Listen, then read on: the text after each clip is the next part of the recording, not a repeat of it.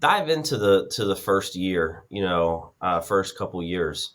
Yeah. Lead me up to current.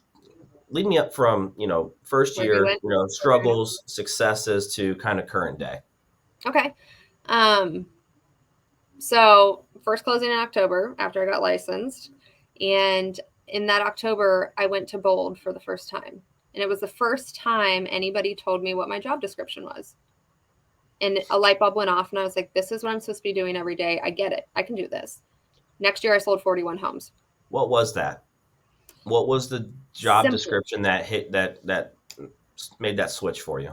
It was me looking at how do I make 20 contacts a day, something that's within my control, and then having a business plan to work my goals backwards, to know exactly how many deals I needed to get in contract, what that projected income was, what my business expenses were.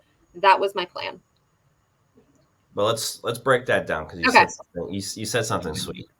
Yeah. Only 20 contacts a day. I hope you guys all just take a minute to understand that, right? A Mm-hmm. lot of a lot of agents think it's like I got to sit here on the phones and grind for 3 hours, or I got to do Right. this for 3 hours. No, you need to be consistent and show up every single day.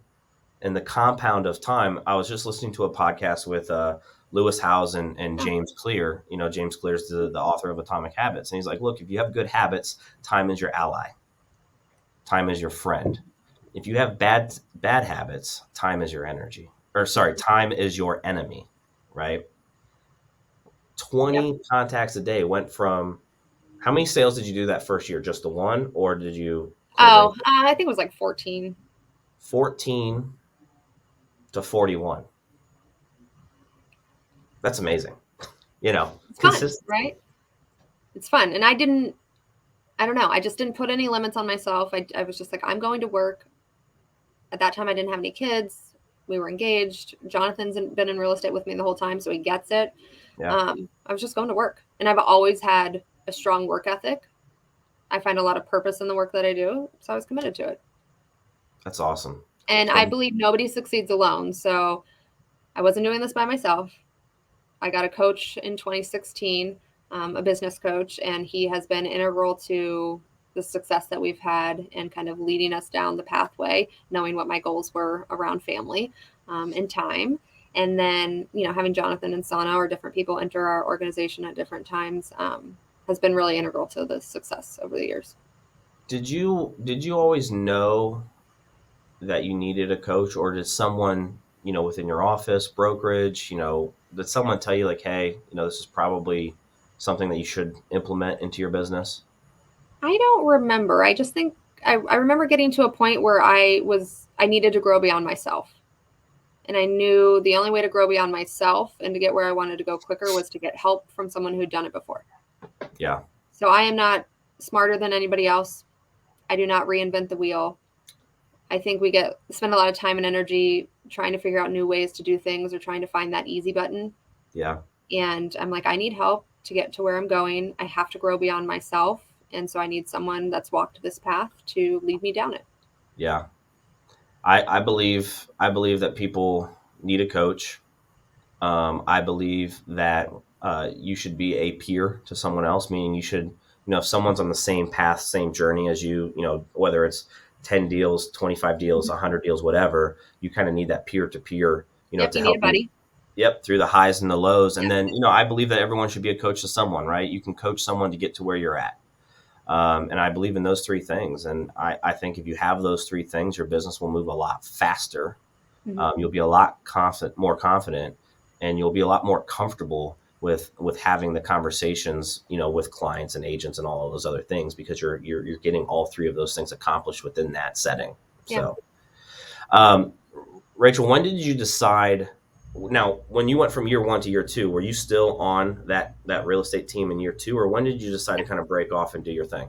I was on that team for about a year. Okay. I think it was a year pretty much exactly. I learned a lot. I learned a lot about that team structure. I learned what I liked, maybe things that I would change. Um, obviously, Jonathan and I getting engaged and deciding to form a business together was really an integral decision making point as to why I transitioned. And then, yeah, so we started to build our team, and really it was just us three. me, Sana, and Jonathan from the beginning. And in 2018, we hired our first buyer's agent. And she went on to do 36 transactions the first year. But I had Wow. spent that time building business so that I had business to transition to her. And that was important to me. And so she did 36 deals, and I think we closed out the year about 83. I think that was 2018 was 83. And then 2019, we hired the second buyer's agent going into 2019. She's been with us about 4 years now. And she's been integral to the growth of the team. And I am a big believer in developing people. Yeah. I think that's important. I think that's something that I've been good at thus far. So we hired an intern. Her name's Aaliyah. She's with us. And she started as an intern. Then she moved to my listing assistant, where she was attached at my hip for 12 to 18 months. And now she's our lead listing agent. She's a rock star. And so we're looking at, okay, what's next for your growth? What's next for your development? So each step of the way, we've kind of added people. We have Lisa, who's our buyer's agent. She is probably the most wholehearted. I'm always like, you're who I want to be when I grow up. She's just an amazing person. And so we've been able to add these great people to our organization. Or Josh just went from the transaction coordination role, and he's always wanted a pathway to production. And so he just jumped into sales, and he's going to be awesome. So just developing people and helping them find success within our environment. And, I don't believe anybody succeeds alone. We talked about that. Yeah. So what environment can we create where people can really succeed and amplify their success? Where can they come to thrive, not just in their business, but enhance their personal life? Yeah. And that's what's important to me. That's what it's about, right? I mean, that's why I'm passionate about helping newer agents get into this business, is because I had, my mentor, Ryan, I've been with Ryan since day one, and I had that person, and it's what this business has done for him that I got to see, right? As a 22-year-old. Now it's like, I want to show people what this business can be if you go after it, right? And what it did for me. And our success rate is so small in this industry, and I feel like it doesn't have to be that small. It should be a lot bigger. And it's that, like what you just said, it's what this industry can do for your life. That's what it's about. You can have it all within this industry. Well, and that's what I pride myself on. Is yes, we're teaching our agents to be better professionals, but I'm teaching them how to be business owners. Yeah. That's what's important to me. What type of business are you running? So you can plug in with us and we can run any business that you want. But, do you have your P&L? Do you have your LLC? Are you paying for it? How are you running your expenses through? Like, what does your business look like as part of Millennium Group? Yeah. What is your wealth plan? What's important with your goals? Because if we're just talking about selling another house and it's for nothing, it's really hard to motivate that. I always say it's, I used to always say, what's the transaction goal? What's the income goal? And I still ask those questions. It's not the main question, but it's, what's the lifestyle that you want to live? Because I believe lifestyle will dictate whether or not you want to go after and sell 100 homes, or if you want to just sell 10. What's the lifestyle that you want? There's no wrong answer to that. It's just what's the really helping people level up their business. Yeah. So I think a lot of people in real estate, they're like, I'm burnt out. I have to slow down my business to have the life that I want. I've sacrificed all of this. No. Who do you need to become as a leader? How do you need to grow so that you can bring someone into your organization so that you don't have to sacrifice your business or your income to have the life that you want? How can you have both?